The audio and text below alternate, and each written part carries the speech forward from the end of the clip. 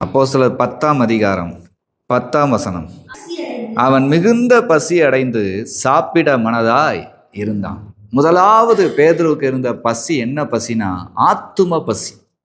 பேதுரு அவர் தன்னைத்தானே சிந்திக்கிறார், நான் ஆண்டவருடைய பிள்ளை, இயேசு கிறிஸ்துவனுடைய ஒவ்வொரு அதிசயங்களையும் அவருடைய மரணத்தையும் அவருடைய உயிர்த்தெழுதலையும் கண்ணாரை பார்த்த ஒருவன். இவராலே அன்றி உலகத்திலே பாவ மன்னிப்பாகிய மீட்பு இல்லை, ரட்சிப்பு இல்லை. இவராலே அன்றி பரலோகம் எந்த மனுக்குலத்துக்கும் இல்லை என்கிற சாட்சியை உடையவன். ஆனால் என்னால் சாட்சியாக நிற்க முடியாத சில நாட்கள் இருக்குதே, இப்படியாக என்னுடைய வாழ்க்கை மாறுகிறதே. ஆனாலும் நீர் விடாதபடி ஆத்துமாக்களை ரட்சிக்க வேண்டும் என்கிற ஆத்தும பசியின் வேண்டுதல். உபவாசம் எத்தனை நாள்னே தெரியாம போய்கிட்டு இருக்குது. திடீரென்று பார்த்தா அன்னைக்கு என்ன ஆயிடுச்சு, அவருக்கு மாம்ச ரீதியாகவும் மிகுந்த பசி உண்டாயிடுச்சு. சாப்பிட ஆயத்தம் ஆயிட்டார், எனக்கு ஆயத்தம் பண்ணுங்கன்னு சொல்லிட்டார். ஏன்? ஆண்டோடைய திட்டமும் நிறைவேறுதல் ஆகுது. தேவன் பேதுருடைய ஜெபத்தை கேட்டார். அவனுடைய ஜெபத்துக்கு இன்னொரு பதிலை அவர் பெரிதாக வைத்திருக்கிறார். அதனுடைய பொருளாகத்தான் என்ன ஆகுது, அவருக்கு மிகுந்த பசி உண்டானது. உபவாச கூட்டம் வந்திருக்கீங்க, ஆண்டவரத்துல ஜெபம் பண்றீங்க, எத்தனையோ விண்ணப்பங்களை ஆண்டவர்கிட்ட வச்சிருக்கலாம், நினைவோடு இருக்கலாம், எல்லாம் இருக்கலாம். நேரமாக ஆக சரீர ரீதியா பசி வந்துடும். இந்த பசி தான் முக்கியமா, இல்லை நீங்கள் உங்களுடைய குடும்பங்களாம் மீட்கப்படணுங்கிற ஒரு ஆத்தும பசி தாகம் உங்களுக்கு இருக்குதா? அதை நீங்க தான் உணர்ந்துக்கணும். பேதுருடைய வாழ்க்கையில பார்த்தீங்கன்னா அவனுக்கு ஆத்தும பசி இருந்தது. ஆத்துமா ரட்சிக்கப்படணுமே, நீர் உலகத்தை ரட்சிக்க வந்த மீட்பர் அல்லவா, ஆத்துமாவுக்கு சுவிசேஷம் செல்ல வேண்டியது அவசியமான ஒன்றல்லவா, அதற்கென்றே பிரித்தெடுத்தீரே, அதற்கென்றே கிறிஸ்தவர்கள் என்று கொடுத்தீரே. ஆனா இத்தனை நாட்களாய் நான் முடங்கி கொண்டு வீட்டுக்குள்ளே இருந்து கொண்டு வேண்டிக் கொண்டே இருக்கிறேனே, சுவிசேஷம் செல்ல முடியலையே என்று அவன் கண்ணீரோடு இருந்த அந்த ஆத்தும பசியின் தாகம் திடீர்னு ஞான திருஷ்டி அடைந்தாரான். எழுதியிருக்குதுல 10ஆம் வசனத்துல, அவன் ஞான திருஷ்டி அடைந்து வானம் திறந்திருக்கிறதாகவும் 4 முனைகளும் கட்டப்பட்ட பெரிய துப்பட்டியை போல ஒரு விதமான கூடு தன்னிடத்தில் இறங்கி தரையிலே விடப்பட்டிருக்கிறதாகவும் அதிலே பூமியில் உள்ள சகல விதமான 4 கால் ஜீவன்களும் காட்டு மிருகங்களும் ஊரும் பிராணிகளும் ஆகாயத்து பறவைகளும் இருக்கிறதாகவும் கண்டான். அது மாத்திரமல்ல, ஒரு சத்தம் கேட்கிறது. 13ஆம் வசனம், அல்லாமலும் பேதுருவே எழுந்திரு, அடித்து புசி என்று அவனுக்கு சொல்லும் ஒரு சத்தம் உண்டாயிற்று. பேதுரு எதை நோக்கி மிகுந்த வாஞ்சையோட, ஏக்கத்தோட, தாகத்தோட, பசியோட இருந்தாரோ, இப்போ இவனுக்கு ஞான திருஷ்டியிலே ஆண்டவர் அப்படியே அவன் கண்களை மூடி இருக்க, இல்ல கண்களை திறந்திருக்க, வானத்திலே ஒரு பெரிய துப்பட்டி இருந்து இறங்கப்படுகிறது போல கண்ணுக்கு தெரியுது. அதுல எல்லாவித ஜீவராசிகளும் இருக்கிறது போல அவன் பார்க்கிறான். ஆண்டவர் என்ன பண்ணுகிறாரு, பேதுருவே எழுந்திரு, அடித்து புசி, உன் ஆத்தும பசியை நான் தீர்க்க போறேன், நீ அடித்து புசி. ஆனால் செல்ல வேண்டிய இடம் எப்படி? தன்னுடைய கூட்டத்துக்கு பிரியமில்லாத ஒரு நபருக்கு அவன் போய் சொல்லணும். அது வரைக்கும் அவன் சிறு பிள்ளையிலிருந்து அந்த கூட்டம் மக்கள் பக்கத்துலேயே இப்போ போனது கிடையாது. அந்த மக்கள் இடத்துல போய் அவன் சொல்லணும். அதுக்காகத்தான் ஆண்டவர் அந்த தரிசனத்தை காட்டினார். இன்றைக்கும் உபவாச கூட்டம் வந்திருக்கீங்க, உங்களை நீங்களே சிந்திச்சு பாருங்க. பசிக்குதுன்னு மட்டும் பசி வந்துடுது. நீங்க என்ன ஒரு தாகத்தோட கத்தடத்துல வந்தீங்க? உங்க தாகம் என்ன? வருடத்தின் இறுதிக்குள்ள வந்து நிக்கிறீங்க. உங்க வீட்டினுடைய சூழ்நிலை எப்படி இருக்குது? உங்க வீட்டில் இருக்கிற நபர்கள் எப்படிப்பட்டவங்களா இருக்கிறாங்க? நீங்க அவர்களுக்கு எப்படிப்பட்ட நபராய் நீங்க நின்றிருக்கீங்க? இந்த வருஷத்துல கடைசி நாட்களுக்குள்ளாக வந்துகிட்டு இருக்கிறோம். இந்த வருஷத்துல கொஞ்சமாவது உங்களை நீங்களே நிதானித்து அறிந்து இந்த உபவாச நாள்ல ஒரு ஆத்தும தாகம் வேணும், ஆத்தும பசி இருக்கணும். உங்களுக்கே இல்லாம கூட்டம் முடிஞ்சிச்சு இன்னும் சாப்பிடலாம் சொல்லி இவ்வளவு திருப்தியா இருந்தீங்கன்னா உங்க வீட்டுல எல்லாரும் எப்படி இருப்பாங்க? கிறிஸ்துவ அறிஞ்சேன்னு சொல்ற நீங்களே சரியான நேரம், சரியான டைமிங், சரியான சாப்பாடு, சரியான காரியங்கள்னு இருப்பீங்கன்னா உங்க வீட்டுல இருக்கிறவங்க உங்களை விட உலக காரியத்துல சரியா இருக்கணும்ல விரும்புவாங்க. பிறகு என்ன கர்த்தருக்குள்ள வாழ முடியும்? பேதுருவை நோக்கி பாருங்க. இயேசு கிறிஸ்துவோடு இருந்த மனிதன்களுக்கு அடையாளம் அதுதான். நெருக்கடியான காலத்தின் மத்தியிலும் இயேசு ஜனங்களை ரட்சிக்க வேண்டுமே என்கிற தாகம் பேதுருக்கு அதிகமா இருந்தது. அது பசியாய் மாறினது. அந்த பசி ஒன்றுதான், எனக்கு அதை நீ தீர்த்து தாரும் ஆண்டவரேன்னு நின்னாராம். உறுதியாய் ஆண்டவர்கிட்ட நின்ன பேதுருக்கு தேவன் என்னாடாரு, பதில் தந்தாரு. தரிசனத்தையும் இறக்கிட்டாரு, ஆட்களையும் அழைச்சிட்டு வராரு. இவன் இந்த தரிசனம் கண்டு ஆண்டவரே இதை எப்படின்னு கேட்கிறான். அதற்கு ஆண்டவர் காரணம் சொல்லி எல்லாம் முடிச்சிட்டார். இவன் திடீரென்று இவன் மேல் வீட்டார்ல இருக்கிறான், கூப்பிடுறதுக்கு 2 பேர் 3 பேர் வந்துட்டாங்க. வந்துட்டு பேதுருவை எங்கன்னு கேட்குறாங்க. இவன் எதையும் கேட்காம கேள்வி கேட்காம அவர்களோட செல்லுகிறான். ஏன்னா பரிசுத்த ஆவியானவர் அவனோடு இடைப்பட்டார்ல. 20ஆம் வசனத்தை வாசிங்க. நீ எழுந்து இறங்கி ஒன்றுக்கும் சந்தேகப்படாமல் அவர்களுடனே கூட போ, நானே அவர்களை அனுப்பினேன் என்று அவனுக்கு சொன்னார். எப்படி பரிசுத்த ஆவியானவருடைய இடைப்படுதல் இருக்குது. இன்னைக்கு எத்தனை பாஸ்டிங் பிரேயர் விசுவாசிகள் அட்டன் பண்றீங்க? உங்களுக்குள்ள இந்த பரிசுத்த ஆவியின் இடைப்படுதல் இருக்குதா? உங்க வீட்டில் இருக்கிற நபர், உங்களுடைய சொந்தங்கள், உங்களுடைய தாய், உங்களுடைய தகப்பன் கிறிஸ்துவுக்குள்ளாக தொடப்படக்கூடிய அனுபவத்துக்காக நீங்க எவ்வளவு உண்மையா ஆண்டோட்ட வேண்டியிருக்கீங்க? வேண்டுனா இது அப்படியே நடக்குங்க. பொய்யுரையாத பரிசுத்த வேதாகமம். எல்லாருமே தன் சுயநலம், தன்னுடைய விருப்பம், தன்னுடைய நோக்கம். நானும் இத்தனை நாள் பாஸ்டிங் இருந்துட்டேன், நானும் இத்தனை நாள் ஜெபிச்சேன், நானும் என் குடும்பத்துக்கு இப்படி சொன்னேன். எல்லாமே உங்க மாம்ச கிரியைகளா இருக்கிறதுனால தானே ஒரு வெற்றியை பார்க்க மாட்டேங்கிங்க. வெற்றி என்றாலே பணம் வந்துருச்சு, வெற்றி வந்துட்டாலே கார் வாங்கிட்டோம், வெற்றி இருந்தாலே வீடு கட்டிட்டோம், வெற்றி இருந்தாலே எல்லாரும் எங்க சொந்தங்கள்லாம் வந்தாங்க, ஒன்னா உட்காந்து சாப்பிட்டோம், அந்த ஃபங்க்ஷன் அட்டன் பண்ணோம். இதுக்கு பேர் வெற்றியா? எல்லாரும் அந்த அழியாத வாடாத நித்திய ராஜ்யத்துல பங்கு பெறணுங்கிற தாகமும் பசியும் எந்த விசுவாச மக்களுக்கும் இந்த காலத்துல இல்லாத ஒரு அவல நிலைமை இருக்குதுல்ல. தான் திருப்தியானே, தான் சாப்பிட்டேன், தான் பாஸ்டிங் இருந்தேன், தான் முடிச்சேன். என்ன வந்துருச்சு அன்னைக்கு? என்ன தரிசனம் பெற்றீங்க? என்ன வசனத்தை உறுதியா பிடிச்சீங்க? அந்த வசனத்துக்காக எத்தனை நாள் போராடி நின்னீங்க ஆண்டவர்கிட்ட? எவ்வளவு ஜெபம் பண்ணீங்க? ஒண்ணுமே கிடையாது. எத்தனை உபவாச கூட்டம் ஒவ்வொரு சபைகளையும் ஒவ்வொரு இடத்துலையும். மாசத்துல 4 வாரம் உபவாச கூட்டம் நடக்குது. அத்தனை உபவாச கூட்டத்துக்கும் விசுவாசி நிக்கிறான். அவன் குடும்பத்துல எந்த பிரச்சனையும் தீராம தான் நிக்குது. காரணம் என்ன? வந்தவங்க டயத்துக்கு கூட்டம் முடியணும், டயத்துக்கு சாப்பிடணும், டயத்துக்கு தூங்கணும், டயத்துக்கு எந்திக்கணும், டயத்துக்கு எல்லாம் பண்ணணும். உங்க வயிறு திருப்தியானா போதும்னு நினைக்கிற சுயநலம் இன்னைக்கு இவ்வளவு தூரம் வந்துருச்சுங்க. வேதாகமத்தில் எழுதப்பட்டிருக்க கடைசி காலங்கள்ல மனிதர்கள் தற்பிரியராயும் சுகபோக பிரியராயும் மாறுவாங்கன்னு. தேவ விசுவாசிகள் இன்னைக்கு இப்படி மாறிட்டீங்களே. உங்க குடும்பத்துல எத்தனை கடினமான சூழ்நிலைகள் இருக்குது. கர்த்தருடைய அன்பை உணராமல் எத்தனை பேர் இருக்கிறாங்க. இயேசுக்காரங்கன்னு வாயில தானே சொல்றாங்க. இயேசுக்குள்ள எப்படி வாழணுங்கிற ஒரு கிரியே இருக்க மாட்டுக்கு. ஒரு குடும்பத்துல இருக்கிறீங்க, 5 பேர் 10 பேர் 7 பேர்னு இருக்கீங்க. 2 பேர் தான் வாரத்துல சபைக்கு வர்றீங்க. மற்ற 7 பேர் என்ன பண்றாங்க? அவங்களுக்கும் உங்களை மாதிரி நேரம் கிடைக்குது, லீவு கிடைக்குது, எல்லாம் கிடைக்குது. ஏன் வர மனசு இல்ல?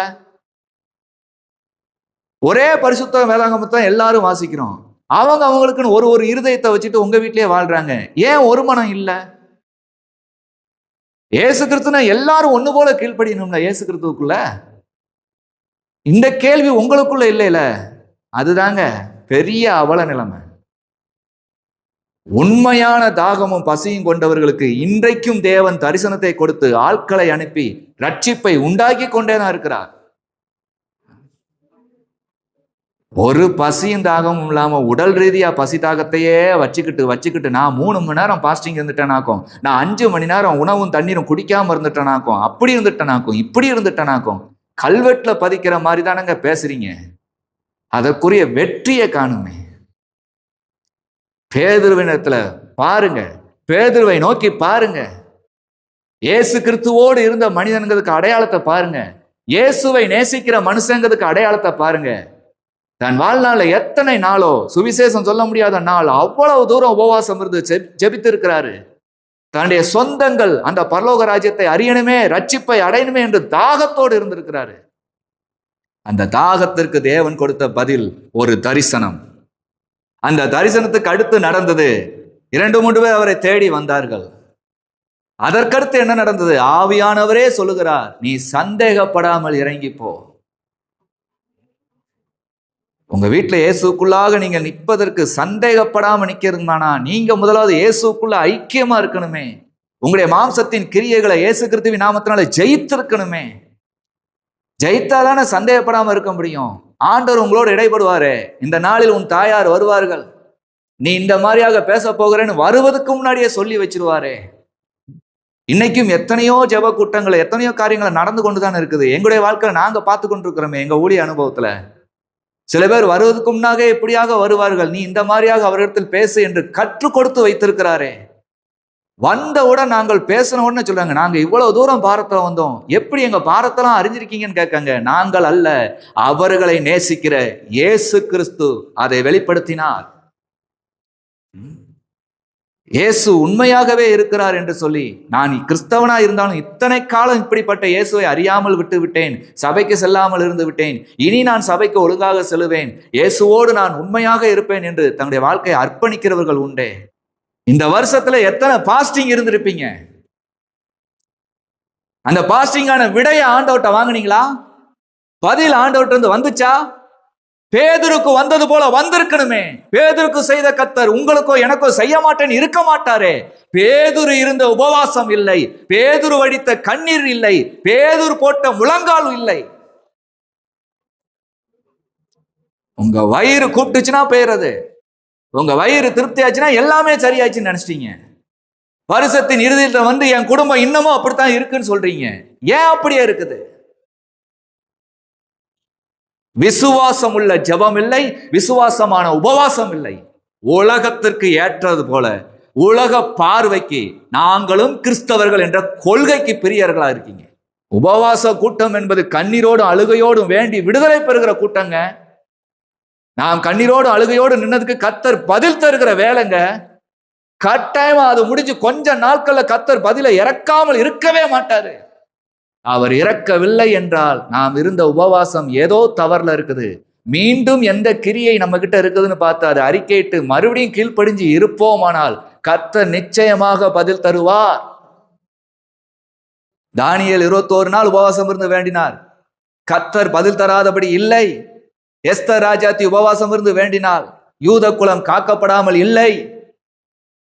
பேதுரு உபவாசம் இருந்து வேண்டினார், பெரிய கொர்நேலிய கூட்டத்தையே தேவன் ரட்சிக்காமல் இல்லை. நீங்களும் உபவாசம் இருந்தேங்கீங்க, ஒண்ணுமே நடக்கலைன்னா அதுக்கு காரணம் என்ன? எப்ப பார்த்தாலும் உலக காரியம், பணம் வந்துருச்சு, வருமானம் வந்துச்சு, நின்னது சரியாயிடுச்சு, வியாதில இருந்து இவ்வளவு காரியங்களுக்கு கிடைச்சிருச்சு, ஆபரேஷனுக்கு பணம் வந்துச்சு, இந்த போக்கே சொல்லிட்டு இருக்கீங்க. ரட்சிப்பு என்னைக்கு நடக்க? பேதுரு உண்மையோட உபவாசம் இருந்த நோக்கம் என்னங்கிறத அறிந்து இருந்தார். ஆத்தும பசி. இவர் சரீரத்திலே அகோர பசி வந்தாலும் அதையும் மறந்து, பசிதான் எனக்கு வருது, நான் கேட்ட ஆத்துமத்தின் தாகம் நிறைவேற மாட்டுக்கே என்று ஜெபத்தை விடாமல் செய்தார். ஒரு நாள் என்னன்னு தெரியாம இவருக்கும் முடித்துக் கொள்ளலாங்கிற ஒரு முடிவு கிடைச்சி, சரி சாப்பாடு ஆயத்தம் பண்ணுங்கன்னு சொல்லிட்டு உட்கார்ந்து இருந்தால் ஞான திருஷ்டி அடைந்தார். தரிசனம் வந்தது. தரிசனம் எப்படி ஆண்டவரே, இது எதுக்கு, இது எதுக்குனாரு. அவர் புரிந்து கொள்ள முடியாத ஒரு தரிசனத்தை தேவன் கொடுத்தார். அதை மட்டும் இல்லாம ஆட்களையும் தேவன் அனுப்பினார். அனுப்பினது மாத்திரம் இல்ல, அதுக்கடுத்து என்ன நடந்துச்சு? அவங்க என்ன கூப்பிடுறாங்களோ நீ சந்தேகப்படாம அவங்களோட போனு. ஆவியானுடைய திட்டமும் கிடைத்தது. அதன்படியே போனார். பெரிய அறுவடையை கொர்நேலிய வீட்டிலே பார்த்தார். காத்திருந்ததுக்கு மேலாக அடித்து புசிக்கும்படியாய் எல்லாவித ஆத்துமாக்களையும் தேவன் அசைத்தார். ஆவியானவரால் நிரப்பினார். பரிசுத்தாவின் பலனை பெற்றார்கள். ஞானஸ்தானத்துக்கு தடை இல்லாமல் ரட்சிப்பு ஏற்பட்டது. அவர்கள் மனம் திரும்பி ரட்சிக்கப்பட்டு ஞானஸ்தானம் வாங்கியும் பல நாட்கள் பேதுரு இருக்கும்படியாக அவர்கள் வேண்டிக் கொண்டார்கள். எதற்கு? நாங்கள் கிறிஸ்துவுக்குள்ளாக எப்படி நடந்து கொள்ள வேண்டும், எங்களுக்கு கற்றுத்தாரும் என்று கேட்டு கற்றுக்கொண்டார்கள், நடந்தார்கள். பரிசுத்த வேதாகமும் இவ்வளவு சொல்லி கொடுத்துருக்கு. இந்த உபவாச கூட்டத்துக்கு வந்திருக்கீங்க, உபவாசங்கிறது இருக்கலாமா வேண்டாமா, அது எப்படி இது எப்படி? பேதுரு இருந்தார். அவர் என்ன நோக்கத்துக்காக இருந்தாரோ அதை தேவன் தந்தார். நீங்களும் வந்திருக்கீங்க, என்ன நோக்கத்துக்காக வந்திருப்பீர்களோ தேவன் தருவார். என் பிள்ளை மார்க் வாங்கணும், என் பிள்ளை நல்லா இருக்கணும், என் பிள்ளை சம்பாதிக்கணும், இதுதான் உங்க நோக்கம்னா அதையும் தராரு. என் பிள்ளை நல்லாவே இருக்க மாட்டேங்கான், மனம் திரும்பவே மாட்டேங்கான், இப்படி இருக்கானா, எது தலையாய நோக்கம் என்று கொண்டு வாங்க. எங்க நிறைவானது வரும்போது குறைவெல்லாம் நீங்கிறோம். ஒரு மனுஷனுக்கு படிப்பு வரலன்னு சொல்றது பெருசு இல்லை. அவங்களுக்கு ஞானத்தை கற்றுத்தாரு ஆண்டவரே, அந்த ஞானத்தை கொடும் ஆண்டவரையும் கேட்க வேண்டியது நம்முடைய வேலை. வந்துருச்சுன்னா வந்துடும். ஞானம் அவங்களுக்கு வந்துருச்சுங்கிறது நமக்கு தெரியும். இருந்தாலும் படிப்பு வரலாங்கிற மாதிரியே இருப்பாங்க. கத்தட்ட கேட்டு ஜெபிச்சிருக்க உனக்கு இருக்குது, இந்த மாதிரி நீ மறுபடியும் முடிவெடு, உன்னால படிக்க முடியும்னு சொல்ல வேண்டியது நம்ம தான். கடைசியா படிச்சு சாதிச்சிருவாங்க. கத்தர் அதுல நிலையும் நிறுத்திடுவாரு. இன்னைக்கு எல்லாமே பிள்ளைகளுடைய வாழ்க்கையில பிள்ளைகளுடைய சந்தோஷம், பிள்ளைகளுடைய சம்பாத்தியம், பிள்ளைகளுடைய மேன்மையான வாழ்க்கை, பிள்ளைங்க டாப்ல இருக்கணும், இதுதானே இன்னைக்கு ஒவ்வொரு கிறிஸ்தவர்களுடைய எண்ணம். பிள்ளைங்க கர்த்தருக்குள்ள இருக்கணும், பிள்ளைங்க கர்த்தரோட இருக்கணும், பிள்ளைங்க கர்த்தருடைய நாமத்தினாலே நடக்கணும், பிள்ளைகள் கர்த்தருடைய அன்பை விட்டு விலகிடக்கூடாதுங்கிற வைராக்கியம் யாருக்கும் இல்லைல? முடிவில் அவங்க அந்த நித்திய ராஜ்யத்தை அடையணுங்கிற எண்ணம் யாருக்கும் இல்லைல? உபவாசம் எதுக்காக இருக்கீங்க? பலியிடுற காலமே இல்லாத காலத்துல யோபு என்ன பண்ணாராம்? தன் பிள்ளைகள் ஏதோ ஒன்றுல அவங்க வாலிபமா இருக்காங்க, ஏதோ ஒன்றுல கேளிக்கை ஏதாவது பேசி கர்த்தருடைய காரியத்தையும் அசால்ட்டாக பேசியிருப்பார்களோ என்று நினைத்து தன் பிள்ளைகளுடைய பாவத்துக்காகவும் என்ன பண்ணாராம்? பாவ மன்னிப்பு கேட்கும்படியாய், பாவ நிவாரண பலியாய் தன்னை அர்ப்பணித்து பலி செலுத்தி ஆண்டவரை ஆராதிச்சாராம் யோபு. வாசிச்சிருக்கீங்களா? அதெல்லாம் தெரியும்ல. நீங்களே இன்னைக்கு கர்த்தரை நிந்திச்சுதீங்களே சில காரியங்கள்ல. உங்களுக்கு நினைச்சதெல்லாம் கிடைச்சிச்சுன்னா கர்த்தருங்கீங்க. இல்லைங்க, பிசாசு கூட செய்யும். எதை முதலாவது நினைக்கணுங்கிறது பரிசுத்த வேதாகமத்துல எழுதியிருக்கு. அதை நம்ம நினைச்சாதான், அதுல கர்த்தர் செஞ்சாதான் அது கர்த்தர் செஞ்சது. நீங்க நினைச்சதெல்லாம் நடக்குதுனாப்புல அது கர்த்தர் செய்யறாருன்னு நினைச்சுக்கிறாதீங்க. எதை நினைக்கணுங்கிறதே வேதாகமத்துல எழுதியிருக்கு, அதைத்தான் செய்யணும். இன்னைக்கு 3 காரியங்கள் என்னன்னா, அதான் எழுந்திரு, அடித்து புசி, சந்தேகப்படாமல் செல்.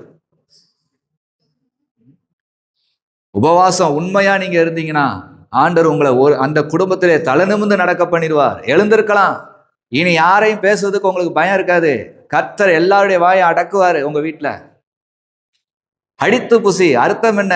நீங்கள் கேட்டது கிடைச்சிருச்சு, இனி எல்லாருக்கும் தேவன் அதை தந்துதான் ஆவாரு. அதனால நீங்க தைரியமா பேசலாம். உங்க பேச்சுக்கு மறு பேச்சு எதிர்ப்பு தெரிவிக்க முடியாது. கர்த்தர் உங்களோடு இருந்து பேசுவாராம். நடந்ததுல கொர்நேலி வீட்டுல பேதுரு அவ்வளவு பேசினாரு. யாராவது எதிர்ப்பு தெரிவிச்சாங்களா? யாராவது சந்தேகப்பட்டாங்களா? இல்ல, விசுவாசத்தோடு கேட்டார்கள். ஞானஸ்தானம் பெறுவதற்கு முன்னாடியே பரிசுத்தாவின் பலனை பெற்றார்கள்னு எழுதியிருக்குது. 3வதாய் சந்தேகப்படாமல் செல். இந்த 2 நடக்கும். சந்தேகப்படாம நம்ம கர்த்தர்ட்ட மறுபடியும் நிக்கணும், மறுபடியும் இந்த உபவாசத்தை புதுப்பிக்கணும், மறுபடியும் விடாமல் போராடணும். கர்த்தர் நிச்சயமாகவே ரட்சிப்பை கட்டளையிடுவார். இயேசு கிறிஸ்து உலகத்தில் மாம்சமாய் வந்ததுக்கு முதல் காரணமே ரட்சிப்பதற்கு தான். ஆனா இன்னைக்கு தான் வீட்டுல எந்த ரட்சிப்பும் ஏற்படாது.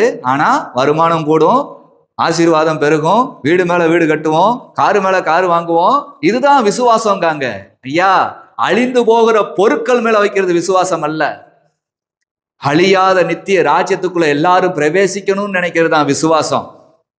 உங்க விசுவாசம் எதுல இருக்கு நீங்க பாருங்க. அந்த விசுவாசத்தை நீங்க வைங்க. அதற்கடுத்து இந்த வேண்டுதல் உண்மையா இருந்துச்சுன்னா உங்களுக்கு கிடைக்காத ஆசீர்வாதம் ஒன்றுமே இல்லை. பேதுருவை போல நானும் ஆண்டவர்ட்ட வேண்டணுமே நீங்க நினைக்கணும். பேதுருவை போல நானும் ஆண்டவர்ட்ட காத்திருக்கணுமே நினைக்கணும். பேதுருக்கு தந்தாரு, எனக்கும் தருவார்னு விசுவாசிச்சு நிக்கணும். கட்டாயம் தருவார். பேதுரு இயேசுவோடு இருந்த சீசங்களுக்காண்டி ஆண்டவர் கொடுக்கலங்க. இந்த 10ஆம் அதிகாரத்துல பேதுரு எப்படிலாம் தன்னை தாழ்த்திருக்காருன்னு நினைங்க, தன்னை வருத்திருக்காருன்னு நினைங்க, தேவன் பதில் தரணும் எவ்வளவு காத்திருந்தாருன்னு நினைங்க. இதெல்லாம் இருந்ததுனாலதான் நடந்துச்சு. சும்மா ஒரு வார்த்தையை வச்சுக்கிட்டு கர்த்தர் எனக்கு தருவார், கர்த்தர் எனக்கு தருவார் எப்படிங்க? பேதுருவே எழுந்திரு, அடித்து புசி, சந்தேகப்படாமல் செல் என்று சொன்ன கர்த்தர் உங்களோடையும் இருக்கிறார். நீங்களும் பேதுருவை போல உபவாசம் இருங்கள். நீங்களும் குடும்ப ரட்சிப்புக்காக முழு மனதோடு வேண்டுங்கள். ரட்சிக்கப்பட்டவர்களாய் நடந்து காட்டுங்கள். சந்தேகப்படாமல் ஒரு நாள் நீங்க பேச வேண்டிய நாள் வரும். அந்த நாள் கர்த்தர் குடும்பத்தை அசைத்து ரட்சிப்பார். கர்த்தரால் கூடாத காரியம் ஒன்றுமே இல்லை. வந்திருக்கிற உங்களை கர்த்தர் தாமே ஆசீர்வதிப்பாராக. ஆமென்.